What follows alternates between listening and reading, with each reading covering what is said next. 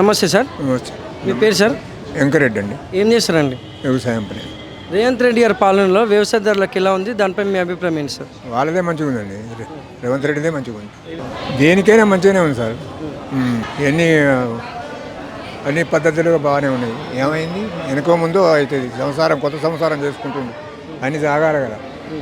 దానివల్ల రైతు బంధువులు పడుతూనే ఉన్నాయి, అన్నీ నడుస్తూనే ఉన్నాయి, అన్నీ బాగానే ఉన్నాయండి.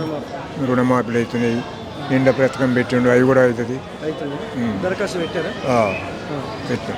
మరి గతంలో కేసీఆర్ గారి పాలనపై మీ అభిప్రాయం ఏంటి సార్? ఇక అభిప్రాయం ఉందండి. ఇక అన్ని గట్టులన్నీ పట్టాలు చేయించుకుంటారు అంతే, ఇంకేం లేదు, అంతకంటే ఎక్కువ ఏం లేదు. గుట్టలు బట్టలు అన్నీ పార్టీ పరంగా అన్ని పట్టాలు చేయించుకోవడం, ఈ పనులు ఆయన చేసిన పనులు ఏమున్నాయి. ఉన్నోనికే పెట్టింది కానీ లేనికి ఏం పెట్టలేదు. దాంట్లో తిరిగిన వాళ్ళే బంగ్లాలు కట్టుకోరు, మెడలు కట్టుకోరు, అంతతులు కట్టుకోరు, అంతేగాని ఇది అన్నీ జరుగుతున్నాయి. వెనుకోలకు ముందుకు అందరూ చేస్తారు. నమస్తే అమ్మ. నమస్తే అండి. మీ పేరమ్మా? నా పేరు లక్ష్మి అండి. రేవంత్ రెడ్డి గారి పాలనపై మీ అభిప్రాయం ఏంటమ్మా? మంచిగానే ఉందండి, కానీ రేషన్ కార్డులు కావాలి, రేషన్ బియ్యం ఇస్తా అన్నారు, అవి కూడా ఇవ్వాలండి. లేని బీద వాళ్ళకు చూస్తా అన్నాడు, బీద వాళ్ళని చూడట్లే. అది కావాలని మా అభిప్రాయం అంతే. ఇండ్లు లేని వాళ్ళకే ఇవ్వాలి, ఉన్నోళ్ళకే ఇస్తున్నారు, లేని వాళ్ళకి ఏమి ఇవ్వట్లేదు. ఉన్నోళ్ళు వాళ్ళు మాట్లాడుకొని వాళ్ళు చూస్తారు. బీద ఇండ్లు లేని వాళ్ళు ఇండ్లు అట్లనే ఉన్నాయి, వాళ్ళకి రాలేదు. రేషన్ కార్డు కోసం బియ్యం కోసమే అండి మేము మాట్లాడేది. మరి గతంలో కేసీఆర్ గారి పాలనపై మీ అభిప్రాయం ఏంటమ్మా? ఇక అందరూ అట్లనే చేస్తున్నారండి. ఆయన కూడా మంచిగానే చేసిండు, మంచిగానే ఉంది. ఈయన మంచిగానే చేస్తున్నాడు, ఆయన మంచిగా చేస్తున్నాడు, కానీ బీద వాళ్ళను చూడమని అంటున్నాం అంతే అండి. మాకు కావాల్సిన అభిప్రాయం అదే.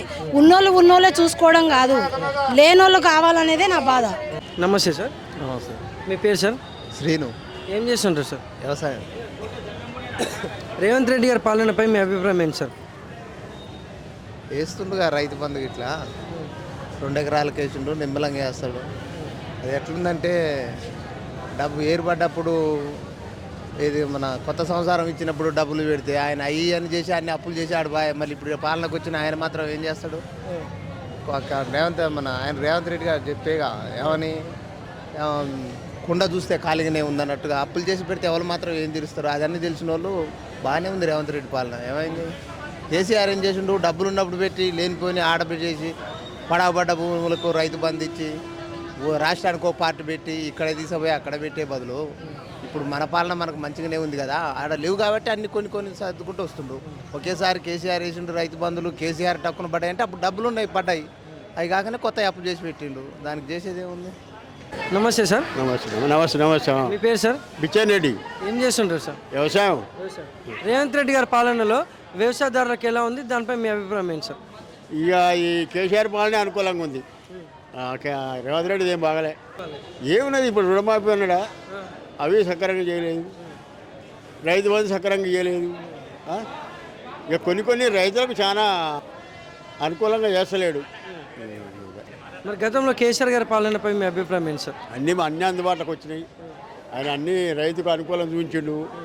కాలువ నీళ్ళు, కరెంటు, రైతు బంధు, రైతు బీమా, రుణమాఫీ అన్నీ అనుకూలంగా చేసిండు ఆయన.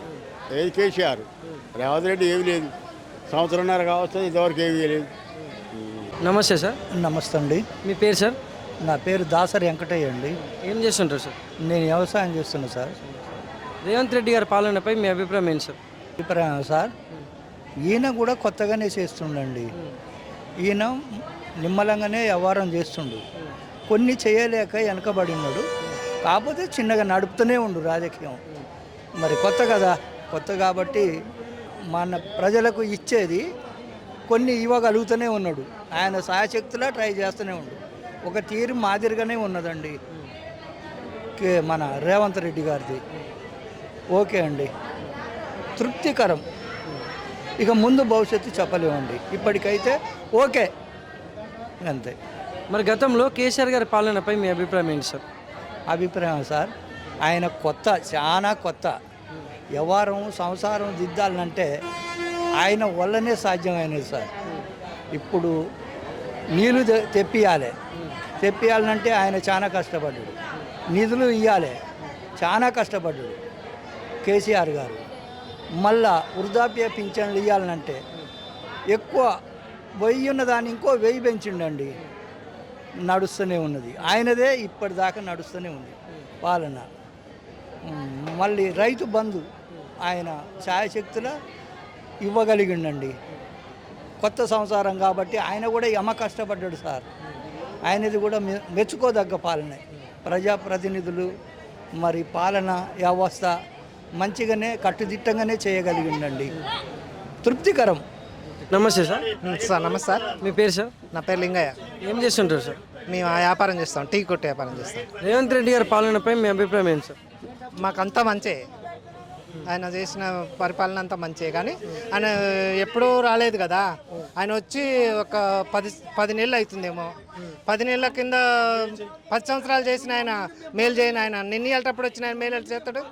ఎప్పటికిప్పుడే ఆయన పరిపాలన బాగలేదని వీళ్ళు బస్సు పెట్టిరని బస్సులు అది ఇది అని మాట్లాడుతున్నారు. వీళ్ళు ఇష్టం వచ్చినట్టు మాట్లాడుతున్నారు.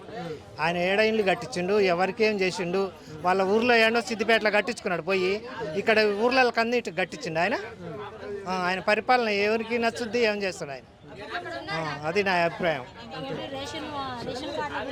రేషన్ కార్డులు ఇస్తాడు, నిమ్మలంగా ఇస్తాడు. అప్పుడు నిన్న ఎప్పుడు వచ్చిన ఆయన అట్టే మురిస్తే ఎట్లా? నిన్న ఇవాళప్పుడు వచ్చిన 10 సంవత్సరాలు చేసిన ఆయన రేషన్ కార్డు పెట్టలేదుగా. 3 రోజులకే 3 సంవత్సరాలు అవుతుందిగా.